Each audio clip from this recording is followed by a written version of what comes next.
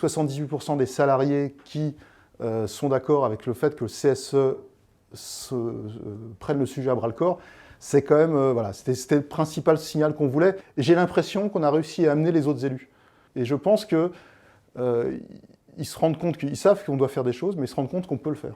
Et c'est ça qui est super important. Bonjour, Stéphane Canet. Je suis le secrétaire du CSE Métropole de la Brède. Je suis de formation ingénieur en informatique.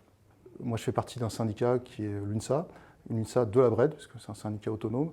Et on a 11 élus UNSA au sein des 24 élus du CSE. Là, je parle en tant que secrétaire du CSE Métropole. L'entreprise a 4 CSE. En termes d'organisation, le CSE, c'est 24 élus titulaires, 24 élus suppléants, 5 salariés. En termes de localisation, on a essentiellement 2 sièges centraux, plus tout un réseau d'agences bancaires. On a 3500 ouvrants droit, donc 3500 salariés environ, mais aussi 5200 ayants droit, c'est-à-dire des familles. Alors, ce que je dis tout à l'heure, des colonies, des vacances, des loisirs, de la billetterie, on fait des arbres de Noël, on fait beaucoup de choses, des spectacles. Je suis très attaché à promouvoir le côté artistique et les arts. Donc, comme je suis de formation scientifique, en tout cas, tout ce qui est science m'intéresse beaucoup, et donc ça fait un certain nombre d'années que je suis ce qui est indiqué par les scientifiques du GIEC et leurs rapports.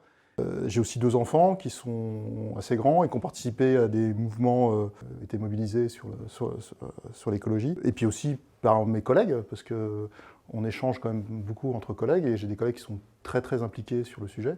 Voilà, donc cet ensemble personnel, collectif, etc., c'est la prise de conscience. Petit à petit, hein, moi je ne suis pas un radical de l'écologie, hein, voilà, c'est juste du bon sens et surtout penser à l'avenir, à nos enfants, nos petits-enfants.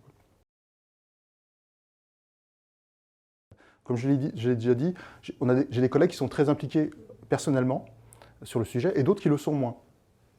Et on a eu un débat pendant les 2-3 ans derniers sur les activités, savoir ce qu'on faisait, ce qu'on ne faisait pas, etc. On a des moyens d'action liés au CSE que n'ont pas obligatoirement les gens en termes individuels, et l'action collective est toujours plus efficace que l'action individuelle. Ça, j'en suis convaincu. Après, qu'est-ce qu'on faisait? Ça, c'était autre chose. Comment on le faisait, c'était autre chose. Beaucoup de gens connaissent la partie activités sociales et culturelles, loisirs, vacances, etc. Mais on a aussi une partie qui est très importante, c'est une partie de relations avec l'entreprise. En parallèle de ça, il y a eu une évolution en fait, de la loi. Les CSE, en plus d'avoir une prérogative sociale et économique, ont le droit d'interroger l'entreprise sur le côté environnemental. Donc maintenant, systématiquement, pour chaque modification importante, on demande que l'aspect environnemental soit au moins abordé. Pris en compte, c'est beaucoup dire, mais abordé.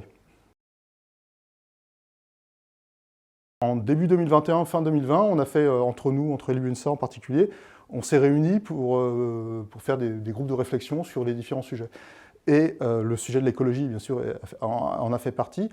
Et on s'est rendu compte que les élus, on ne connaissait pas assez le sujet. Donc c'est un nouveau sujet à aborder, et ça me paraissait important de trouver des interlocuteurs qui connaissaient le sujet, quoi. C'est tout simple. Pourquoi on a fait l'enquête? Alors c'est vrai que c'est Représente qui nous l'a proposé, mais pour nous c'était naturel. C'est-à-dire qu'on avait constaté ces dernières années qu'on avait des salariés qui ne comprenaient pas bien pourquoi on faisait toujours des voyages très loin, courts, pas très responsables, et d'autres qui nous disaient « mais nous, on veut continuer à le faire ». Donc on ne savait pas comment orienter nos activités sociales. Ça s'est fait en 2 étapes. Une première étape de co-construction du questionnaire. Représente est venu avec son questionnaire qu'il avait déjà travaillé dans d'autres entreprises. On l'a adapté à nos spécificités, à notre taille d'entreprise, à nos activités telles qu'on les faisait. Ensuite, on a fait l'enquête pendant 1 mois à peu près, 3-4 semades, avec plusieurs phases, avec des relances par mail. Donc tout a été préparé par Représente, et nous on avait juste à diffuser au niveau de nos salariés. La 3e étape, ça a été la restitution devant les élus. Déjà devant le groupe de travail, dans un premier temps, une restitution très complète, et puis une présentation devant les élus et la direction, parce que la direction était présente aussi.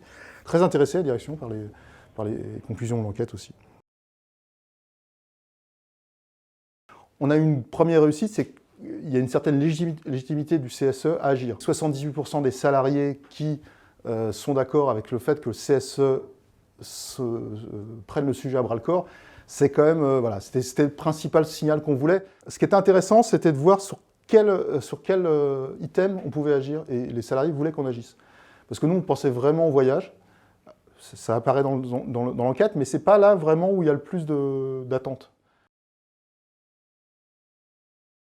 J'ai trouvé 3 mots qui me paraissent super, c'est vraiment les mots qui me paraissent le plus logiques. C'est professionnel, parce que j'ai vraiment apprécié la qualité du travail de l'enquête en particulier, et des présentations, des formations, parce qu'on a formé. Non, c'est vrai. Hein, engagé, parce que le sujet, c'est un sujet où il faut être engagé, hein, et inspirant, parce que ça donne vraiment envie d'y aller, quoi. Donc non, c'est... moi, je n'ai pas de doute, hein, si on me pose la question de savoir si quelqu'un cherche à faire évoluer son CSE, je sais vers qui les adresser.